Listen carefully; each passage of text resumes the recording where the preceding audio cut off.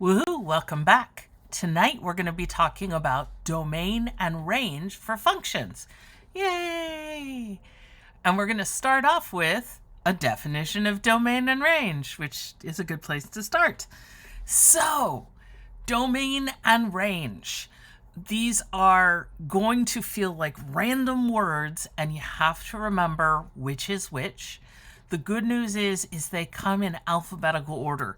So domain starts with D, comes before range in the alphabet.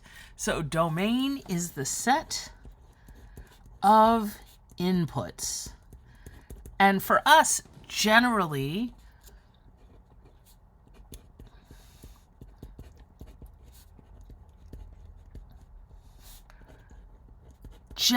these are going to be the possible values for x. So these are the numbers that can go into a function. The range is going to be the set of outputs. Notice that inputs and outputs also alphabetical order. So just put them in alphabetical order to remember which one goes in and which one comes out. So the range is going to be the set of outputs, or for this class, possible values for y. Now, in other settings, there might be other variables. And in this class, we're probably going to play with some other variables as well. So just make sure that you remember the domain is the input and the range is the output. And then when we get started, this is going to be x and y, and then we can springboard from there. Now, actually finding the domain and range for different functions feels a little bit worrisome sometimes because there aren't absolute formulas. This is going to require a couple different things going in. One, it's what is actually feasible using the formulas and the expressions and the algebra that we have. What numbers actually make sense? But then also, inside of the domain and the range, you need to consider what is practical, especially when you're working with word problems. So for example, if I say, what is the domain of all possible ages for a human? Well, we could argue, but generally speaking, humans start out, when they're born, they're 0. Or if you prefer 1, so we could have a discussion about what's the first possible age for a human. Generally, we don't age in negative years. I can't be negative 32, so it's going to generally start at 0 or something positive. And then generally, it's going to go up to maybe 100 or 125, depending on what the setting for the problem is. A number like 400 would not be part of the domain if you're entering ages of humans. 4,000 would be right out. So domain and range, again, 2 parts. One would be what fits in the algebra, and the second part would be what fits in the word problem. So you have to consider both. For right now, we're going to focus on the first, which is what fits with the algebra. So find the domain and range of each of the following functions. Y equals 3x minus 2. So this is a line, and in fact, it's a line you know how to graph, right? The slope is 3, the intercept is negative 2. And one of the ways to consider the domain and range is if you happen to already know what a graph looks like. And so we know that when x is 0, y is negative 2. And then I happen to know that, let's see, this is going to be a nasty, but when y is 0, x would have to be 2/3. So this would be the point 2/3 0. You can double check that. Hopefully I did that. I did it on the fly. And so this is just a sketch. This is not a beautiful 2-scale model, but that would be my line. And when you consider lines, you think, well, what x values could I plug into this? Well, if you had enough time, you could pretty much plug in anything. Now, there may be some x values like 417,000 that you would need to use a calculator for, but that's not what we're asking, is what numbers are feasible? And the answer is you can multiply 3 times anything and then subtract 2.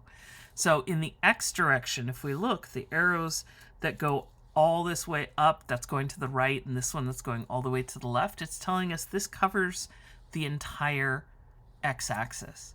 And the same thing with the y-axis.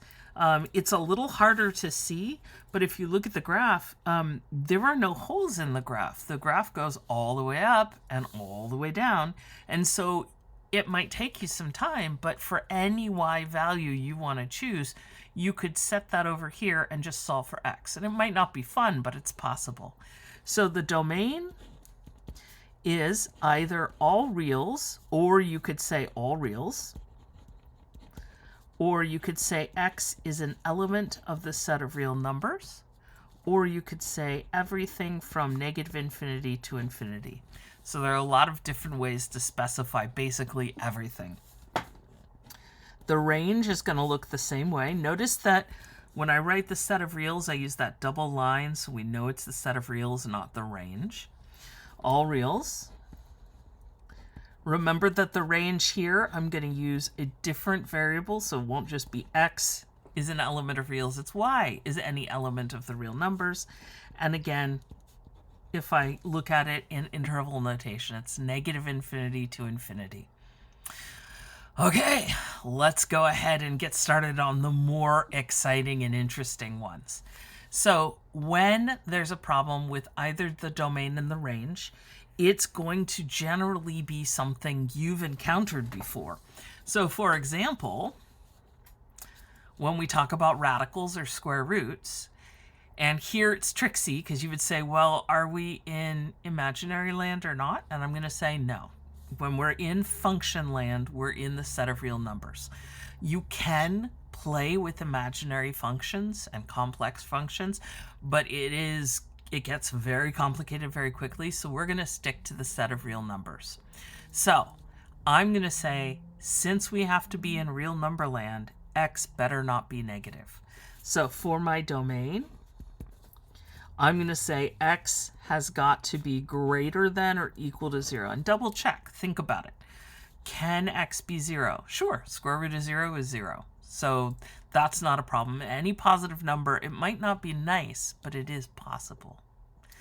So the other way I could write this would be from 0 to infinity. And I know a lot of us who were raised on Toy Story want to say and beyond. So I've said it, so hopefully we all feel better. And the range. Now this one's, I find range to be a lot harder. So again, a nice cheaty McCheaterson way of dealing with this is to look up the graph.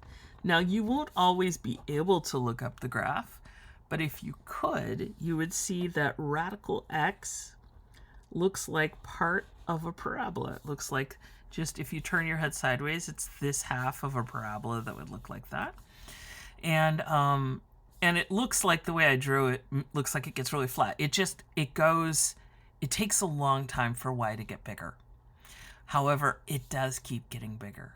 And in fact, I would claim that any y value you want, like if you wanted 10, you could get to by plugging in its square. So the square root of 100 is 10. If you wanted 100, then you would have to find out what 100 squared is. The square root of 100 squared is 100. So, in fact, y can be any positive number, but remember, y can't be negative because this is a radical, and radical says we are specifically choosing the positive or the principal square root. Now, there's one other type of number y could be. If x equals 0, we plug that in, we get the square root of 0, which is 0. So, in fact, in this case, this is very cool. And there is something interesting about these two that in both cases, the domain and range match. They don't always. So you can't assume that. We're just starting off with a situation where they do. Okay.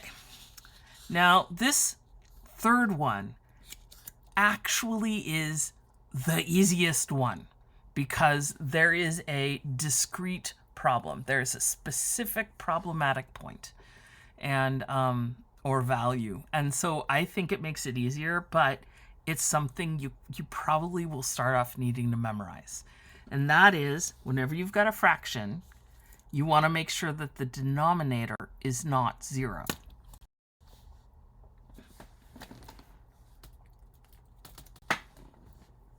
That was very exciting. Sorry about that. I think we're still recording. Yep. My computer decided to turn itself off. But let's keep going. I know the computer doesn't want you to know, but I'm going to tell you anyway. Okay. So basically, if you have a denominator, don't let the denominator equal 0. So what we want to do when we're looking at the denominator, we want to make sure x minus 4 is not equal to 0. And it turns out you can actually then do this. If you want this to not equal 0, then x should not equal 4. You can do that. Now, technically, this is considered somewhat rebellious math at best.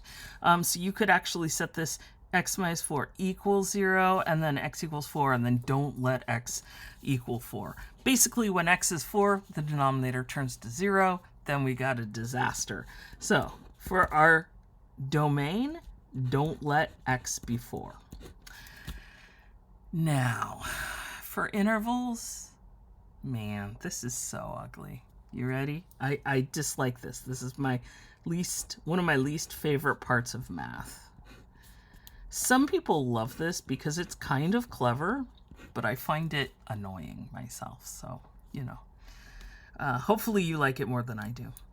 In order to let x not be 4, so don't let x be 4, but basically what we do is we do all the numbers up till 4, parenthesis, so don't include 4, and then jump over 4, and then start again on the other side of 4.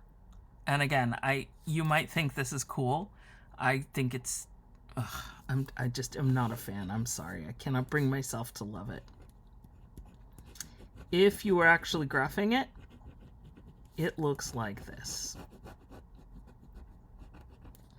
It's the number line with the big old hole in it. Okay. Now the range.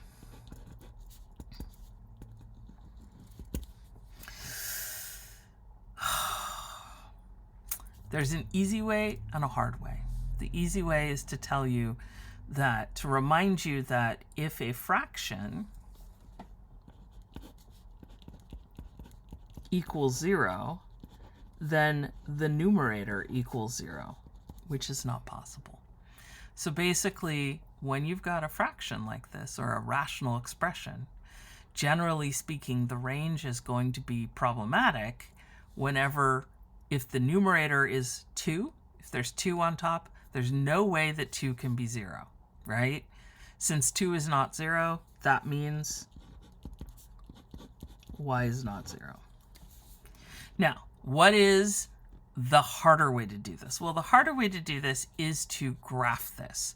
And the problem is that I would show you how to graph this in Desmos, but Desmos is not always terribly good with these because Desmos is not good with asymptotes.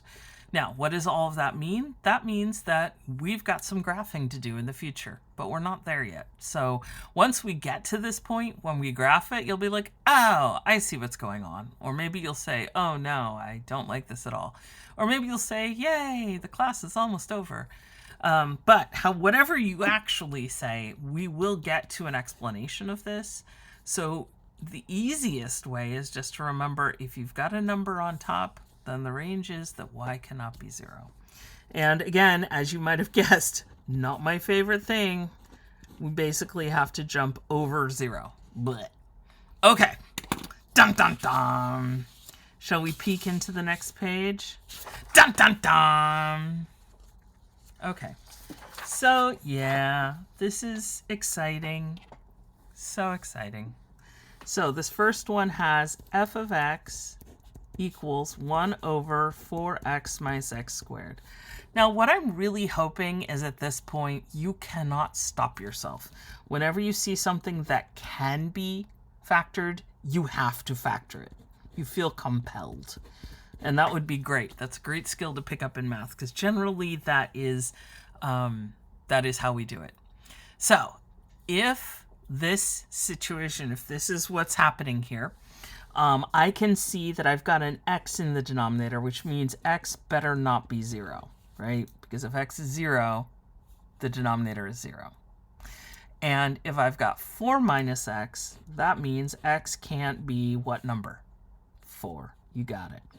So basically, I'm using all the things we picked up when we were factoring and solving when does this equal 0, and instead we're looking at it in the opposite way. We're saying when does it not equal 0? So you better not let x equal 0. Don't let x equal 4. So our domain for this one, and I feel like I've been shortchanging you because I've just been writing d, but in fact I could be writing d sub f. This is function f. D with a little name tag. Hello, my name is the domain of the function f. So the domain is x is not equal to 0 or 4. And you might have guessed that I'm really not going to like this interval, which is, you're absolutely right. I do not like this interval.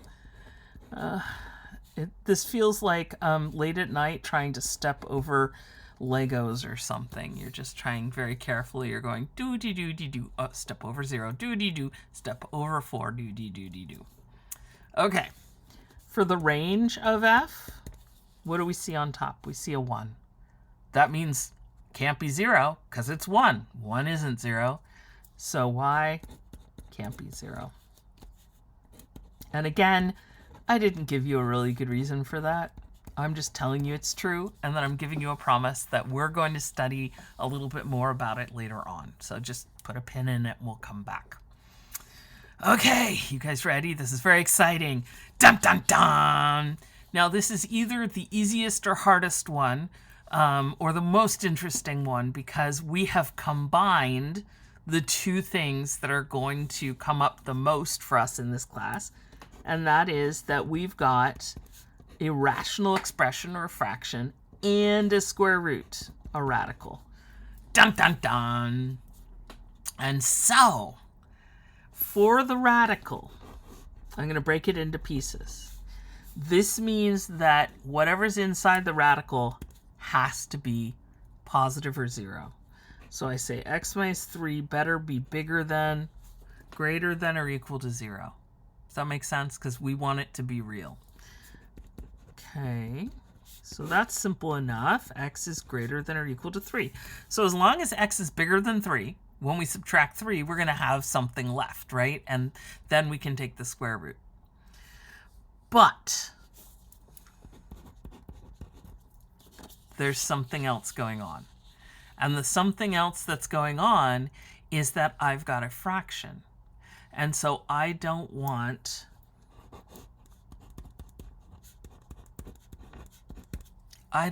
that, whatever that thing is, to equal 0. When would this equal 0? This would equal 0 if x minus 3 equals 0. So that happens when x equals 3. So don't let x equal 3. So if we combine these two, we get the domain, and I can give it a little name tag, domain of h. You don't have to put the name tag in, it's up to you. But the domain of h is going to be all the numbers greater than or equal to 3, but not 3. So don't let x be 3. So this is going to be x is greater than... I have never had a little gnat so excited by math. Apparently gnats love domain and range. So x has to be greater than 3. And then we're very happily not putting together one of those ugly, ugly intervals. Or if you love it, if it's beautiful, then it's beautiful. Now, all of this mess went into the domain. But the range, again, it's a fraction. So it should just be y is not equal to 0, right? And I have totally used up all the paper. So let me see if I can... right? Easy peasy. We can tell already that y can't be 0. Done and done, right? And the answer is no. Square root can only be 0 or positive, right? A radical like this specifically chooses the positive, right? Of the two square roots, you're supposed to go with the positive one. So there's no way to get a negative number to come out of this, right? No matter what we put in, either it's defined or it's if it's defined, it's positive, or if whatever we put inside is negative, then we got a problem. So the square root is always, this square root is always going to be positive. So in other words, putting this together, this says y is not equal to 0 and y has to be greater than or equal to 0, which tells us y has to be greater than 0. So that's the range of h, is y is greater than 0 or 0 to infinity and beyond. You guys are awesome. That was a long video on domains. So woohoo! Go take a break. And I will start my computer up again. The poor thing does not want you to know. So hopefully there haven't been too many bumps and bruises. Let me know if the video stopped or anything. And I encourage you to give this a try, ask lots of questions, eat lots of snacks, get something yummy, and, go exercise, make some music, do some art, all the fun stuff. Dance around, pet some animals, and I will see you in the next video or in class. Woohoo! Math on.